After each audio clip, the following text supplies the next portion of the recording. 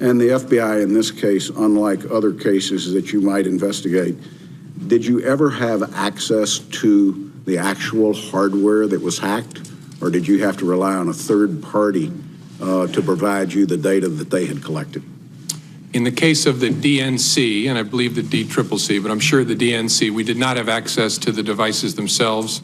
We got relevant forensic information from a private party, a high-class entity that had done the work, but we didn't get direct access. But no content?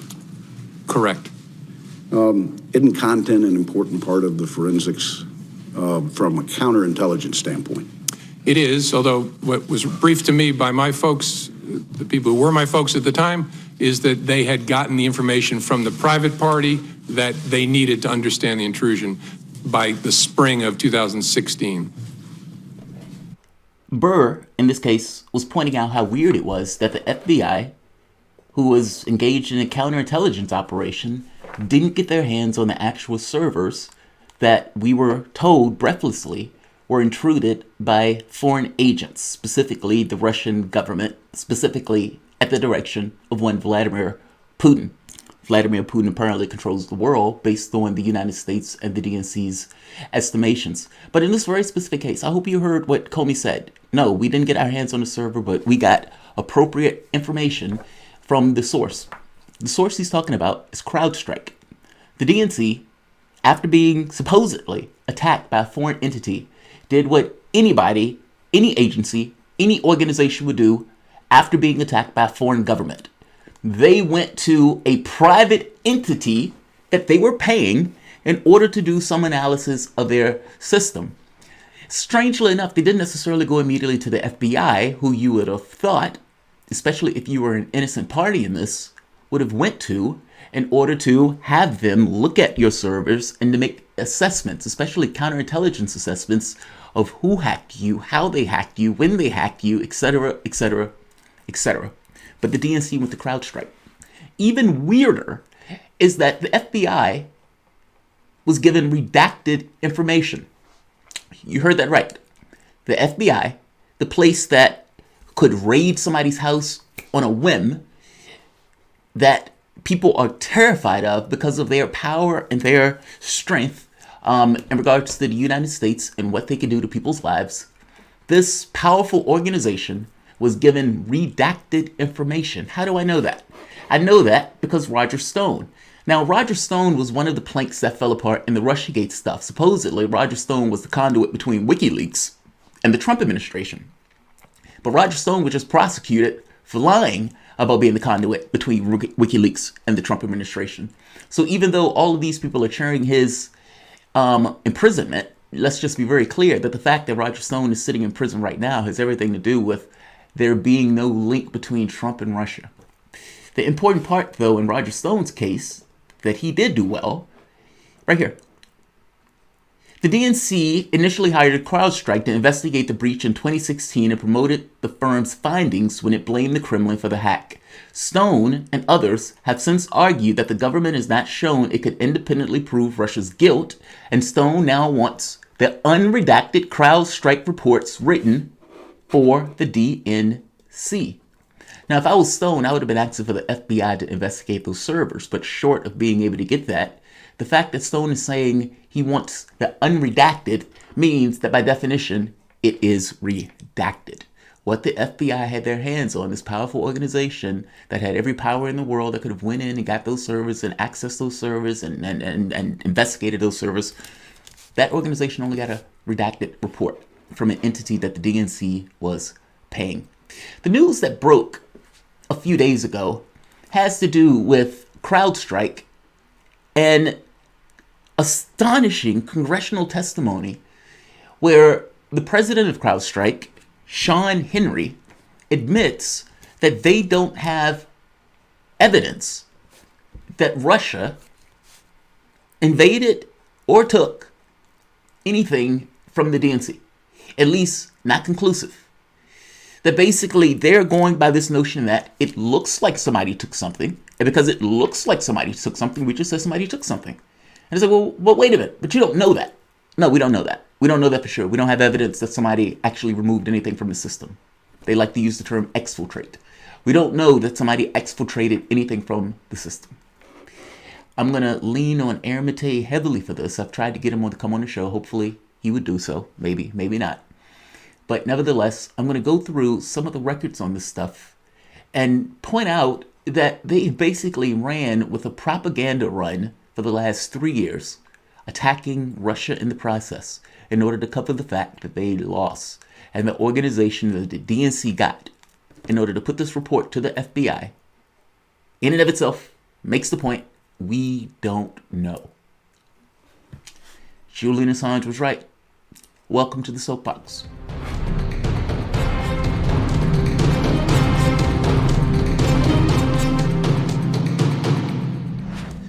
My name is Jamal Thomas. This is the Progressive Soapbox. Guys, if you dig this content, please like, share, subscribe. You can always support PayPal Patron. This content is brought to you by you, and I appreciate the opportunity for you to allow me to do so. This story, I've followed the Russiagate stuff going all the way back since the origins in the beginning of this. And I've pushed back on this narrative for the last 3 or 4 years of Russia being the reason that Hillary Clinton lost. My reasoning for pushing back on it had more to do, not so much that I said it was impossible that Russia had anything to do with the Twitter and Facebook ads, more so something a little more basic than that. Everyone had a dog in the hunt. The DNC was looking for a way to hide the fact that they lost, and they failed miserably to Donald Trump. The news organizations love this Tom Clancy-esque story of the president of the United States working with the Russians. And the fact is, there was no concrete evidence outside of just assertions to make it clear that Russia had anything to do with the fact that they lost. The Facebook and Twitter ads came from a company that seemed to be a private entity that basically put out clickbait. Meaning, if you're an organization that makes money by putting off clickbait, if you are doing an election, will you put out clickbait pertaining to the election? Yes. If you just so happen to be a company that's in Russia that's putting out that clickbait that's pertinent to the election, does that mean you're working for Vladimir Putin? No. Does it mean, just like any other capitalistic enterprise, you're looking for ways to maximize your profit? Yes. Now, that particular point of view, what is uber rational, was not the point of view that the media took. The media took the point that this is a place that's trying to put out ads in order to tank the election and confuse Americans.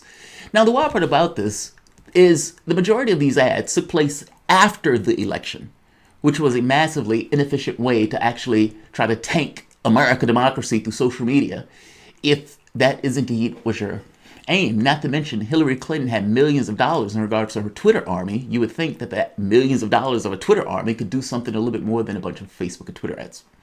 Beyond that point, Crowdstrike, and based on Crowdstrike, the hysteria came out that the Russians had hacked the DNC emails. Now, let's actually hear the testimony that Sean, or listen to the testimony, or read the testimony that Sean Henry, president of Crowdstrike, that this was sitting in a vault somewhere, not exposed. Mr. Henry, yes, sir. So again, stage 4, which I mean, there's not, the analogy I used with Mr. Stewart earlier was that we don't have the video of it happening, but there are indicators that happened. This is president of the company. There are times when we could see data exfiltrated and we could say conclusively, but in this case, it appears it was set up to be exfiltrated, but we just don't have the evidence that says it actually left. Well, what does that mean? We don't have the evidence to say it actually left. Let's keep going. There's more. They keep asking. So, Adam Schiff, and to the best of your recollection, when would that have been? Mr. Henry, counsel just reminded me that as it relates to the DNC, we have indicators that the data was exfiltrated. We did not have concrete evidence that the data was exfiltrated from the DNC, but we have indicators that it was exfiltrated. Again, making the point, we don't know that anything was taken. We have no evidence that anything was taken. We just have it look like it was set up to be taken, but we can't tell. We don't know. We don't have anything showing that anything was taken from the DNC. This is the organization that supposedly was the place that had the smoking gun that the Russians stole the DNC emails. And right here now, buried in congressional testimony, we're hearing, yeah, we don't have any concrete evidence that that actually happened. We don't have evidence that anything was taken from the DNC at all. That's astonishing.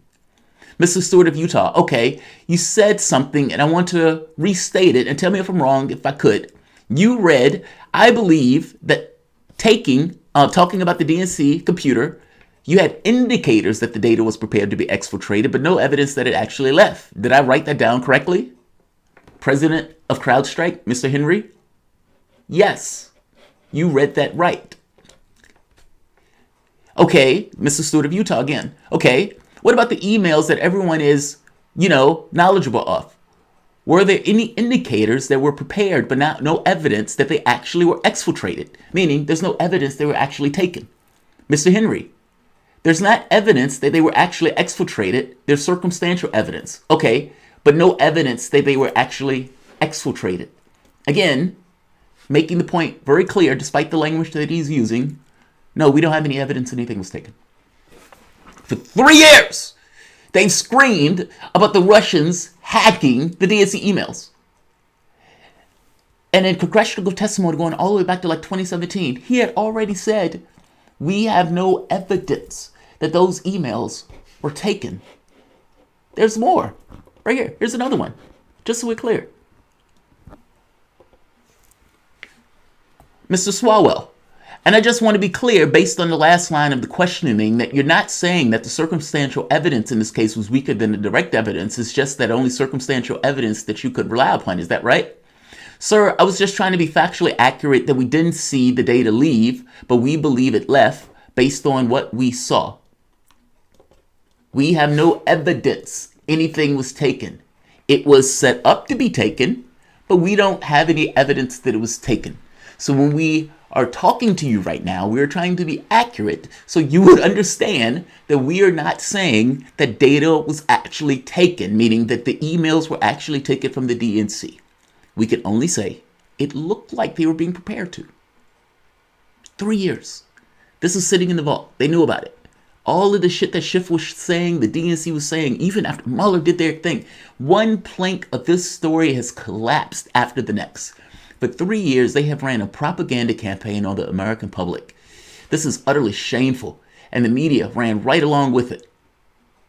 Chris Hayes, when pressed on this, Chris Hayes made the point of saying it's kind of like the Black Panthers, that the Russians created a sense of hysteria that freaked out people at MSNBC, and so they reacted by being utterly hysterical. Get out of here. Get out of here. And just to make the point that much more plain, if you remember in the Mueller report, Mueller never said that the Russians stole the data from the DNC. He only said appears. Right here, officers appear to have stolen thousands of emails and attachments, which were later released by WikiLeaks in July of 2016. Appears. Appears. He doesn't know. It appears. Why? Because the report that Mueller was relying upon, again, something that he in no way could see for himself because he didn't get the unredacted report. Basically, we don't have any proof that the Russians took anything. We don't have any evidence that the Russians took anything. We don't even know entirely if it's the Russians. That's where we're at. 3 years, 3 years, 3 years. And just to go back for something, look at Julian Assange. Julian Assange, when asked about this, made the point that people are conflating hacks that had taken place in the DNC with this very specific case that seemed to be a hack of the DNC. He made the point that multiple governments were trying to infiltrate various political parties and that they do this just as just course of action, meaning this is just kind of what intelligence services of the various countries do. They try to find ways to influence and get information on the various political actors in the various countries in order to increase and maintain their own standing among nations. Other countries are no different than us on this. Listen to what Assange says in regards to the conflation. Is the Russian intelligence services. Hillary Clinton just said, we know Russian intelligence agencies hacked into the DNC. We know they arranged for emails to be released. Yeah, so actually she has a slight variant on the we know. I don't think she says emails. I think she says some documents. Because the difference here is that do state actors hack the political organizations of different countries? Does the United States government do it? Absolutely. Of course, it hacks the political parties of many different countries. Does French intelligence, Chinese intelligence, Russian intelligence hack political parties in order to collect intelligence? Yes. Did they hack the DNC? Has at least one state actor hacked the DNC? If you read very carefully, they say it's been hacked many times over the last 2 years. And our sources say that the DNC security is like Swiss cheese. The DNI, the Director of National Intelligence of the United States, several months ago said that both the RNC, the Republicans, and the DNC were being attacked by a range of actors, from philosophical opponents to states engaged in espionage. Now, the head of the DNI, James Clapper, who's responsible for all US intelligence agencies, he's the boss of the CIA. If anyone knows what US intelligence agencies knows he I hope you knows. understand his point. For all of this talk about Russia stole the emails from the DNC had been hacked by a range of state actors, not just state actors, but also actors who were involved just ideologically against that organization. Hillary Clinton, in order to try to get ahead of the fact that the emails were going to explode upon the public and injure her campaign just based on them trying to go after Sanders, tried to get ahead of this by saying the Russians did it. If you remember, if you look back, going all the way back for if I'm not mistaken, 2014, part of the playbook was to use Russia and Trump in order to go after, because of the ties between Trump and Putin, meaning Trump was trying to be conciliatory towards Russia and running the campaign. And the Clinton administration figured we can use this as leverage to basically create a Red Scare 2.0 and attack Trump on this. When she lost this race, in order to basically absolve her of blame, the catch became go and tell them that Trump was working with the Russians in order to undermine campaign. This was written in the book Shattered maybe a few days after Hillary Clinton lost, and it made the point that she doesn't necessarily seem to be dealing with the fact that she failed miserably all that well, and instead decided to blame Comey, Sanders, and of course, the ubiquitous Russia. Julian Assange's basic point is there are a range of state actors that attacked the DNC. They were conflating what took place in regards to the DNC saying there was an intrusion with basically those other state actors that had access to the information that was in the DNC. And then you find out from Crowdstrike that they didn't know. They didn't know. They didn't have evidence that anything was taken, let alone that the Russians did it. That's astonishing. That's utterly astonishing. So there was nothing to, in real terms, implicate Russia in this. And that was my issue from the early on. If Russia did this, I don't necessarily have any issue with this. In fact, I don't even care, if I'm being entirely honest. Countries do this. You just need to improve your systems to prevent those things from taking place, especially when countries, and it's fully understood, behave in these ways. My issue was more in the hysteria that was taking place, calling a hack that apparently at this point we know they had no idea, or we don't even know it had taken place. 9/11, calling it the level of Pearl Harbor. And the level of hysteria that was created between the United States and Russia. So instead of being able to mend fences with the other nuclear power, the other power in the region, they made relations that much more difficult. Trump, in order to push back against all of this hysteria, was looking for ways to isolate himself from Russia and to make it look as if there is night and day between the two. Bringing John Bolton onto the administration and having this policy of getting rid of one weapons agreement after the next. Meaning the agreement that said we're not going to have, a nuclear missiles agreement. I forget the exact name of it. But basically, if we're not going to have missiles in certain areas of the globe between these two countries, because we need to have enough time that if anything happens, we can contact each other to make sure it's a mistake and make sure it's not necessarily an actual attack. Now, that is dramatically important because we've had situations before where we thought, or they thought, an attack was taking place. There was one specific case about something taking place on a sub where it was believed that a launch had taken place. And one gentleman, Soviet, had to hold the other ones at gunpoint in order to prevent them from launching a nuclear strike on the United States. These things, these issues are dramatically important. And because of the domestic politics, we've had a situation where we've become hostile and antagonistic to Russia, when really the administration that came in got in some part of being conciliatory in this case. Let's just be very clear. This PSYOP that Clinton, Obama, and the DNC ran in order to undermine the Trump administration has consequences that go beyond just domestic politics. That's the point I'm trying to make. I'm going to end this here because I want to show another video where James Comey lied. Based on the congressional testimony that is here, unless Comey didn't know, Comey lied to Congress. And I haven't heard anyone else say anything else about this, but based on what Crowdstrike just released, and based on what we know at this point, Comey said something to Congress that was not true. Like, share, and subscribe. I'll be back in about 10 minutes.